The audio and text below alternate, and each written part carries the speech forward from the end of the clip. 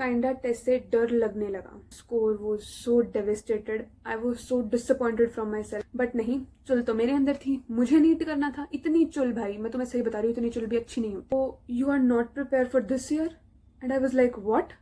मतलब मेरी anxiety peak पे थी उस टाइम पे, पीक पे। मतलब मैं कहा क्या है आज, कि तेरा नीट का पेपर है आज। 2 मिनट का मौन धारण करके बहुत अच्छी नींद आई उस दिन मुझे। Hi guys, welcome to my little corner of internet. I am Rashika and I heartily welcome you all to this YouTube channel and to this video too. So, जैसा कि आप इस वीडियो के टाइटल में देख सकते हैं, today's video is going to be about my NEET journey. And मैं आप लोगों को पहले ही डिस्क्लेमर दे देती हूँ, मैं इस वीडियो में ना आपको मोटिवेट कर रही हूँ, ना मैं आपको डीमोटिवेट कर रही हूँ नीट के लिए। I am just sharing my raw real messy experience of NEET. I am just sharing my experience. So इससे मैं किसी को भी मोटिवेट या डीमोटिवेट नहीं कर रही हूँ। Before getting in to that video, grab your tea, coffee और माचा एट्सेट्रा। सी, मैंने अपने वाली ख़त्म भी कर लिया। So let's get in to this video.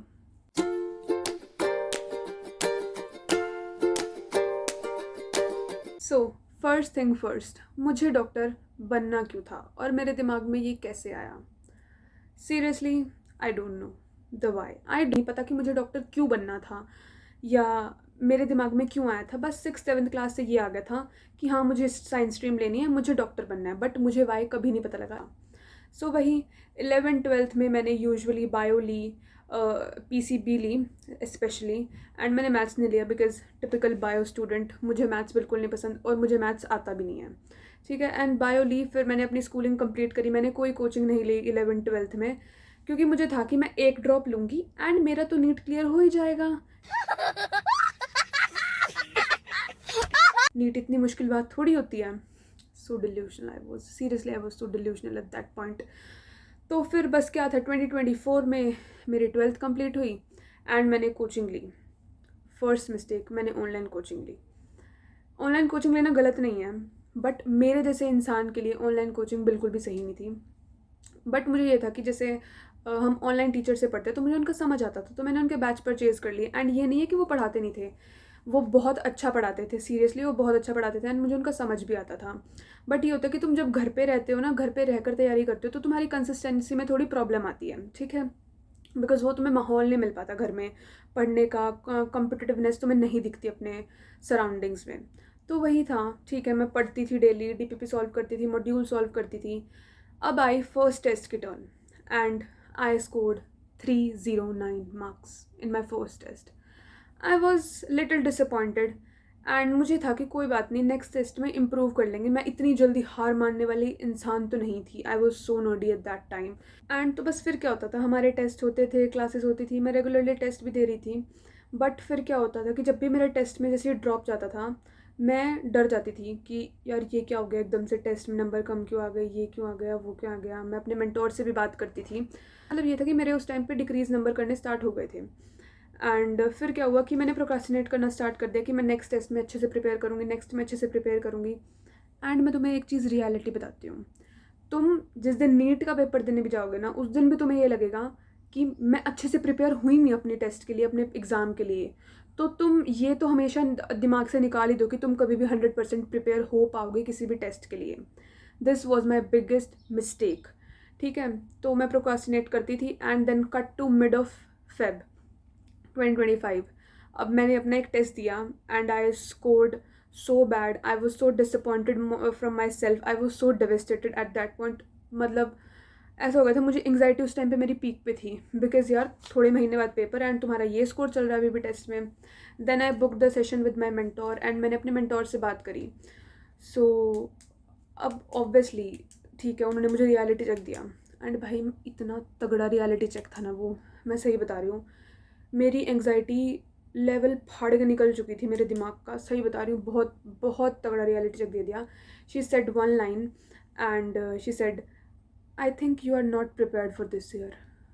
And I was like what. मुझे पता था कि ये सब चल रहा है एंड उन्होंने भी ये चीज़ बोल दी। तब तो मुझे ये हो गया कि भाई अब क्या होगा, अब क्या होगा, मेरा मेरा तो कुछ हो ही नहीं सकता, ये वो। देन उन्होंने फिर मुझे बोला कि आप ऐसा करो, ऑफलाइन टेस्ट दो, अभी जितने नंबर आ रहे हैं उससे ज़्यादा इम्प्रूवमेंट होगी आपकी। आई वॉज लाइक कि ठीक है मैम, एंड ऑब्वियसली मुझे ऑफलाइन टेस्ट भी देने थे. सो अब जिस कोचिंग के साथ मैं एसोसिएटेड थी, उस कोचिंग का मेरे आसपास कोई भी ऑफलाइन सेंटर नहीं था. तो मुझे अपनी मासी के घर जाना पड़ा. वहाँ पर पर्टिकुलरली वहाँ पर उनका एक सेंटर है. तो अब मैं वहाँ गई. फेब एंड में मैं वहाँ पे गई हूँ, and guess what, first week में जाते ही मैं बीमार पड़ गई थी, क्योंकि मेरी कज़न भी बीमार थी. मैं भी बीमार हो चुकी हूँ. First test skipped. एंड मतलब उस कोचिंग का तो 7th 8th टेस्ट था ऑफलाइन, बट मेरा फर्स्ट टेस्ट था वो ऑफलाइन. ठीक है, अब फर्स्ट टेस्ट नहीं दिया, सेकंड टेस्ट मैंने दिया, एंड फिर मैं अपने घर वापस आ गई थी. तब भी मैंने बहुत बेकार स्कोर किया था, बहुत बेकार स्कोर किया था. And seriously I was like कि चलो कोई बात नहीं, तैयारी करते हैं, कोई बात नहीं. एंड इतने मैं अपने आप को दिमाग में मना चुकी थी कि सेकंड ड्रॉप ले लेंगे, कोई बात नहीं, अभी तो अच्छे से कर, जितना हो सकता है उतना कर, अच्छे से पढ़. सो ठीक है, नाउ मैं अच्छे से पढ़ रही हूँ, मेरे टेस्ट में इंक्रीज़ कर रहा है, डिक्रीज़ कर रहा है स्कोर, जो भी है जब चल रहा है. देन कट टू May 2025, मेरा एग्ज़ाम हो गया नीट का.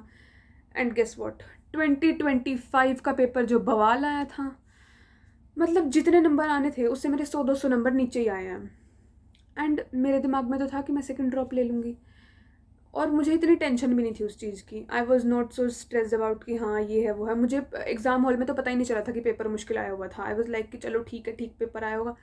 भाई जब मैं बाहर आई हूँ ना एग्ज़ाम हॉल से, बच्चों को रोते हुए जो मैंने देखा है, माई फादर वॉज लाइक कि तेरा पेपर कैसे हुआ है. मैंने कहा ठीक था पेपर, तो इतना कुछ था नहीं, क्योंकि मुझे तो पता ही नहीं था. मैंने तो फिजिक्स ढंग से अटैम्प्ट भी नहीं करी थी कि क्या हुआ, आया हुआ था क्या नहीं आया हुआ था.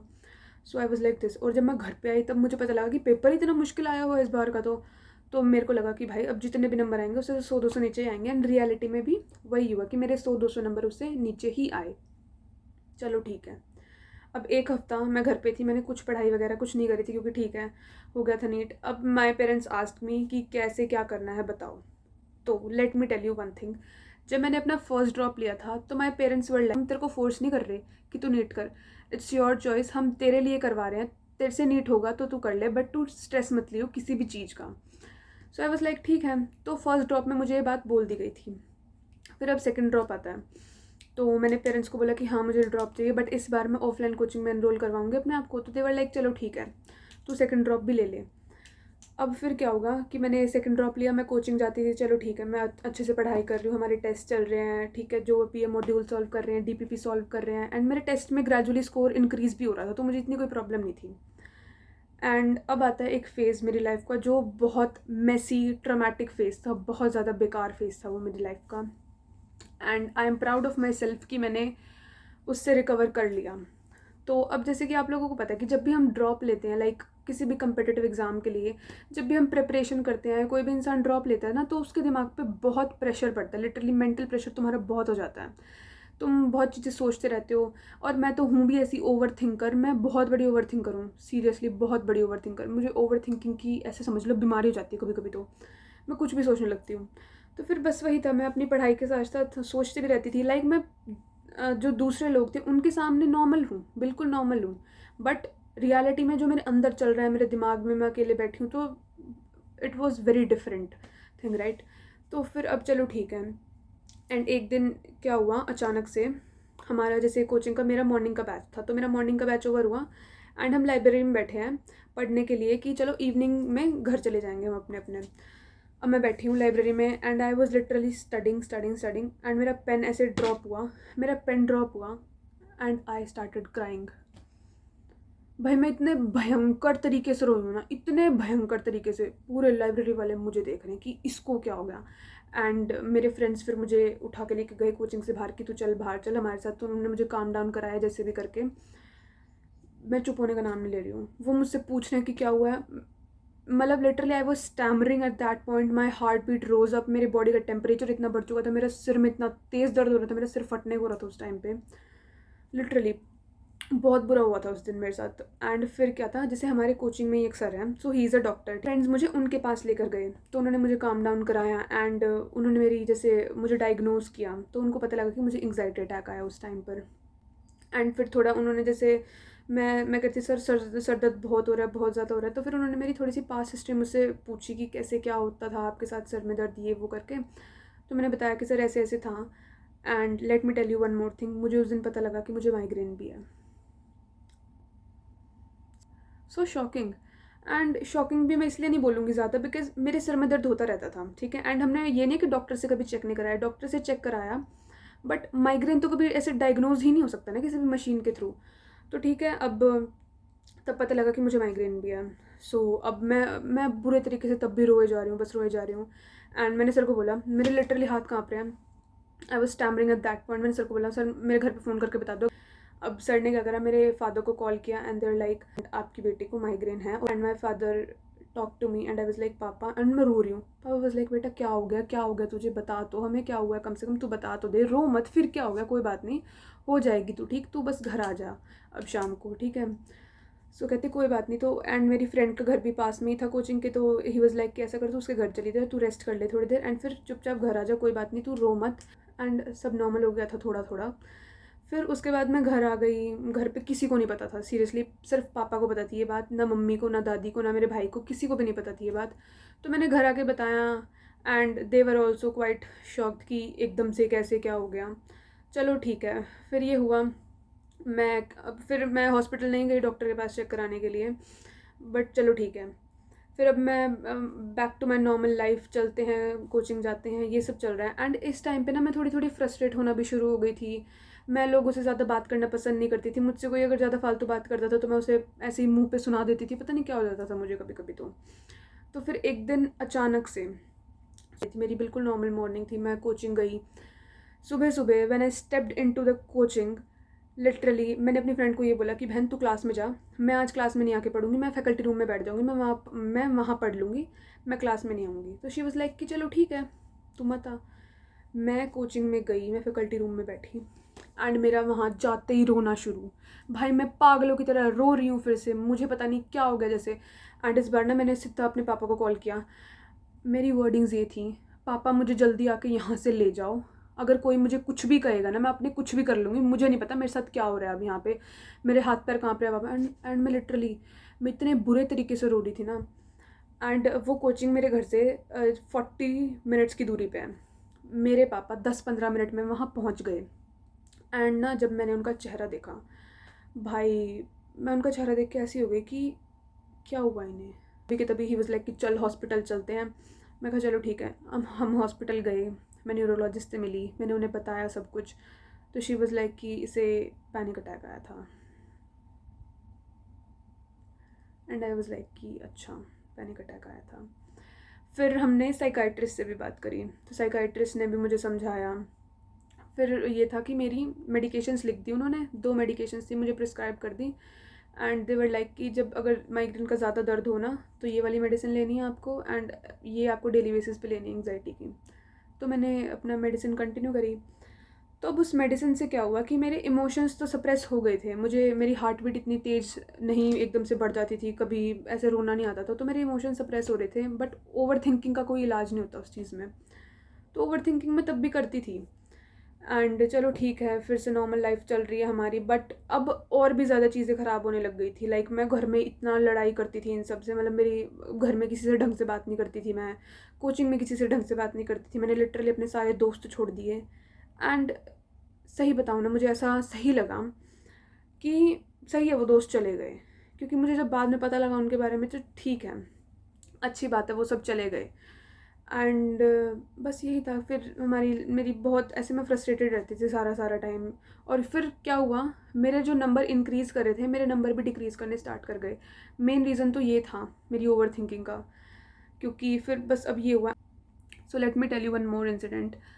तो क्या होता है कि if you are a bio student, you know कि बायो में प्लांट फिजियोलॉजी करके एक यूनिट होती है, which is kind of tough unit also. कुछ लोगों को बहुत अच्छी लगती है या कुछ लोगों को बहुत सही से समझ आ जाती है, वरना सबके सर पे से बहुत अच्छे से जाती है वो यूनिट। तो क्या हुआ, जैसे मेरे टीचर ने जब हमें क्लास में पढ़ाया, बाय गॉड्स ग्रेस टचवुड मुझे वो यूनिट समझ आ गई, ठीक है।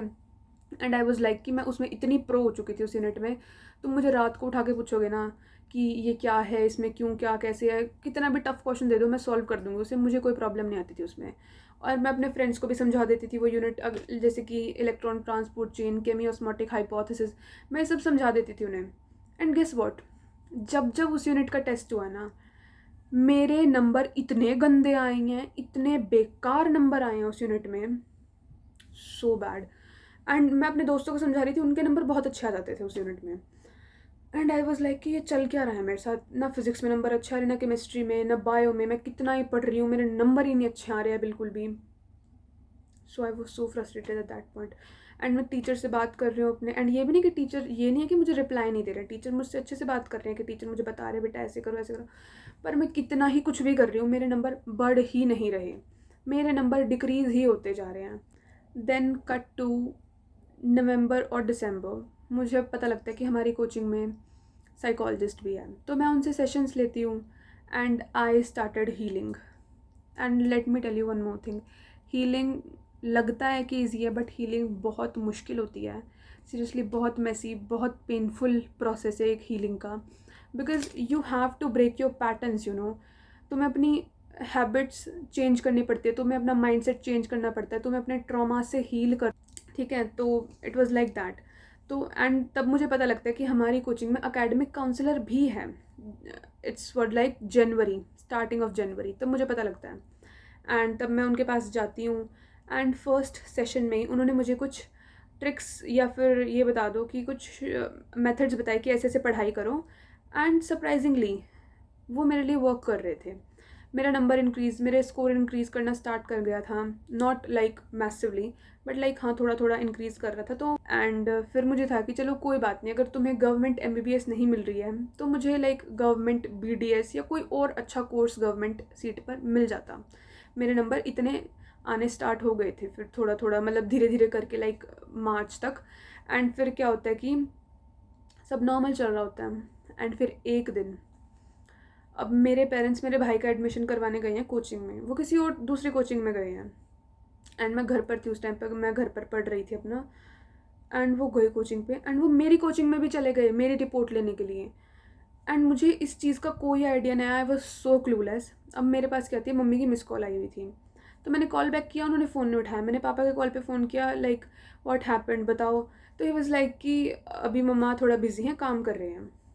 एंड पीछे से ना बैकग्राउंड नॉइस आती है एक ऐसी, जो मैंने सुनी हुई है, एंड मुझे पता लग गया कि ये कोचिंग पे गए हुए हैं। So I called my friend, I told him कि हाँ एक बार जा देख के आए, कोचिंग में आए हुए हैं मेरे parents, and he told me कि हाँ तेरे पेरेंट्स कोचिंग में आए हुए हैं। And I was so shocked कि अब मेरा क्या होगा, फिर से मुझे घर आके कभी डांट पड़ेगी, मेरे तो नंबर ऐसे आ रहे हैं, मेरे तो नंबर वैसे आ रहे हैं। एंड मैं सीरियसली तुम्हें अब एक बात बताती हूँ, मैंने ये लेसन लर्न किया है, जैसे कि तुम्हारी कितनी भी अपने पेरेंट्स से लड़ाई हो, कितना भी कुछ हो, पर तुम्हारे पेरेंट्स कभी तुम्हारा बुरा नहीं चाहेंगे किसी भी चीज़ में। एंड अगर वो तुम्हें डांट भी रहे हैं ना कभी, तो तुम्हारे कभी ना कभी तो भले के लिए डांट रहे होंगे। मैं ये नहीं कहती कि पेरेंट्स कभी गलत नहीं हो सकते, गलत हो सकते हैं, बट अगर वो तुम्हें डांट रहे हैं या कुछ भी है ऐसा, तो उसमें तुम्हारी कभी ना कभी भलाई होती है, कहीं ना कहीं किसी ना किसी पॉइंट पर जो उन्हें दिख रही होती है। एंड जब वो भी मुझे डांट रहे थे उस टाइम पे, जब घर पर आकर थोड़ा सा उन्होंने मुझे ऐसे बोला, बट इतना नहीं डांटा उन्होंने मुझे कभी भी। ये नहीं है कि हाँ घर पे आकर तुम्हें मारना शुरू कर दिया, ऐसा टचवुड ऐसा कुछ नहीं करा था उन्होंने मेरे साथ। लाइक थोड़ा बहुत मुझे बोला था कि यार तुम क्या कर रहे हो, तुम्हारे नंबर क्यों नहीं आ रहे हैं, ये वो करके। सो फिर देवर लाइक कि चलो ठीक है कोई बात नहीं, बट देवर लाइक कि तू कोई और कोर्स तो सोच ले अपने दिमाग में, तब तक तू ऐसे ही क्यों, क्योंकि ना तब तक मैंने अपने मम्मी पापा के सामने ऐसे नहीं बोला था कि मैं कोई और कोर्स भी कर लूँगी, बट तब तक मैं यही था कि मुझे MBBS ही करनी है, MBBS he. They were tensed about me also कि हाँ ये क्या हो रहा है, क्योंकि बिकॉज यार मैं तुम्हें बताती हूँ, जब तुम्हारे सपने टूटते हैं तुम्हें कितना दुख होता है। तो सोचो जब तुम्हारे माँ बाप के सपने टूटते होंगे तुम्हें लेकर, जो उन्होंने एक बबल बना रखा है अपने अराउंड कि हाँ मेरा बच्चा ऐसा करेगा, मेरा बच्चा वैसा करेगा, जब वो सपने टूटते हुए देख रहे हैं अपने आंखों के सामने, तो उन्हें भी तो दुख होता होगा ना। तभी वो थोड़ा सा तुम्हें सुना देते हैं, एंड ये चीज़ मुझे बाद में रियलाइज़ हुई। एंड ये स्टोरी भी मैं तुम्हें बताऊंगी कि कब कैसे क्या हुआ था सब कुछ। तो बस फिर ये था कि थोड़ा सा उन्होंने मुझे समझाया, एंड आई वाज लाइक कि चलो ठीक है। Then cut to March and ये सब हुआ था। नाउ अप्रैल, अप्रैल में क्या था, हमारे हर ऑल्टरनेट डे पर टेस्ट होते थे, तो मैं टेस्ट देती थी, एनालाइज करती थी, ठीक है ठीक है। एंड लास्ट तक आते आते अप्रैल, मतलब अप्रैल में ही मेरा नीट से बिल्कुल मन उठ चुका था मेरा। ऐसे हो गया था कि मुझे नीट करना ही नहीं है, मुझे MBBS भी नहीं करनी है, मतलब उठ चुका था मेरा मन। जो लड़की इतनी थी कि MBBS के सिवा और कोई डिग्री नहीं करेगी, उसका मन बदल चुका था सीरियसली, ठीक है।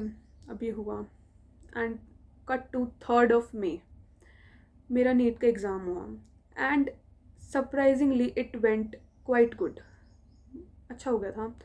आई वॉज एक्सपेक्टिंग कि कुछ ना कुछ अच्छा गवर्नमेंट कोर्स तो मिले जाएगा, नॉट MBBS बट कोई अच्छा कोर्स तो मिले जाएगा। सो ये हुआ एंड फिर एक हफ्ते बाद न्यूज़ आती है कि रीनीट हो रहा है। आई was so shocked eight that point कि रीनीट हो रहा है, रीनीट अब क्यों हो रहा है। तब पता चला कि पेपर लीक हुआ है, ये सब हुआ है।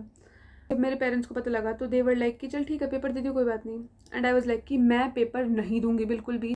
दे वर लाइक कि तूने इतनी तैयारी करी है पेपर की, कम से कम पेपर तो दे दे, चाहे तुझे कुछ नहीं आता अब, चाहे तू सब कुछ भूल चुकी है, बस तू पेपर दे आई हो।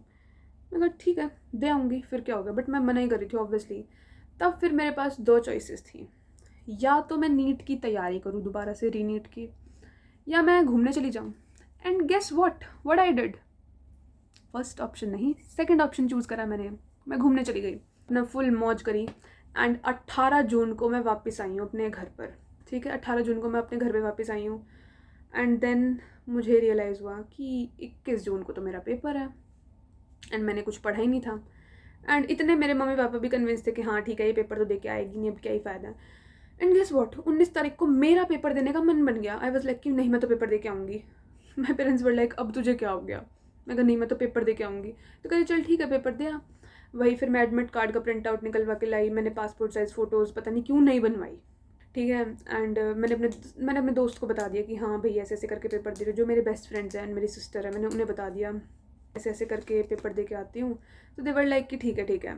अब संडे को 21 जून को सुबह उन लोगों के मेरे पास मैसेजेस आ रहे हैं, all the best for exam, all the best. मैंने सिर्फ ऑल द बेस्ट पढ़ा। मैं कहा ये किस लिए मुझे ऑल द बेस्ट बोल रहे हैं, मुझे उनके कॉल आ रहे हैं कि all the best all the best. मैं कहा क्या है आज, कि तेरा नीट का पेपर है आज। मैं कहा हैं, तब मैंने डेट चेक करी, तब मुझे पता लगा कि भाई आज तो नीट का पेपर है। एंड मैं अपना माथा पड़ के ऐसे बैठ गई 2 मिनट का मौन धारण करके कि ये मेरे साथ हुआ क्या है। अभी मुझे याद भी नहीं था कि मेरा पेपर है। एंड मैं घर में जाके बता रही हूँ कि मेरा नीट का पेपर, मेरे घर वालों को भी नहीं याद था। देख लो, मैंने इनके दिमाग पे इतना कर दिया था कि मैं पेपर ही दूंगी, इन सबको भी नहीं याद रहा।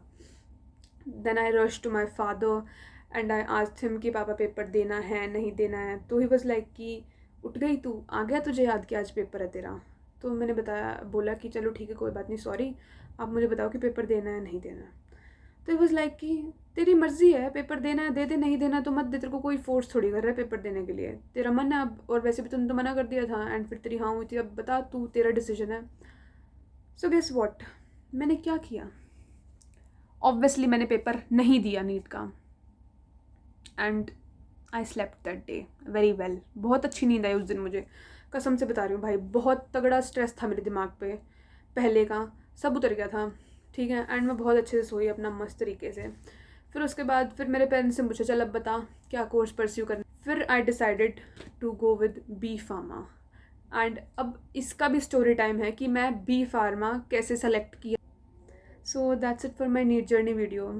अगर आपकी लाइफ में भी कभी कोई ऐसा मैसी फेज़ आया है या चल रहा है, डोंट लूज़ होप, भगवान ने आपके लिए बहुत अच्छा प्लान किया है, बहुत कुछ है प्लान किया है जो। एंड डोंट लूज़ होप, अपनी मॉरल्स को कभी भी भूलो मत, अपनी वैल्यूज़ को कभी भी भूलो मत। एंड अपने पेरेंट्स से कभी भी हेट मत करने लगना। ठीक है, आर्ग्यूमेंट सबके बीच में होता है, सबके पेरेंट्स के साथ होते हैं आर्ग्यूमेंट्स, बट हेट मत करना कभी भी, उन्हें गलत मत समझना ज़्यादा। ठीक है, एक पॉइंट पे लगता है कि ये लोग मुझे क्यों नहीं समझ रहे हैं, बट ठीक है कोई बात नहीं, वो फेज़ है, वो चला जाएगा। उससे लेसन्स याद करो, लेसन्स याद करना बहुत इंपॉर्टेंट है। मैंने एक चीज़ देखी है, जब तक तुम उस चीज़ से अपना लेसन याद नहीं करोगे वो चीज़ रिपीट होती रहेगी। एंड जिस टाइम तुमने अपना लेसन याद कर लिया, that thing vanishes like this. ठीक है, वो ख़त्म हो जाएगा वो फेज़ भी। एंड बहुत कुछ है, भगवान ने बहुत कुछ प्लान कर रखा है तुम्हारे लिए। अगर आपने भी कभी ऐसा फेस किया है तो do let me know in the comment section. मैं आपके कमेंट्स पढ़ूंगी, मैं रिप्लाइज़ करूंगी and I would be glad कि आप लोग मेरे साथ शेयर करेंगे, बिकॉज मैं भी आप लोगों को जान पाऊंगी फिर। That's it for today's video. Thank you so much for watching. Till then take care, bye bye and have a nice day and stay strong.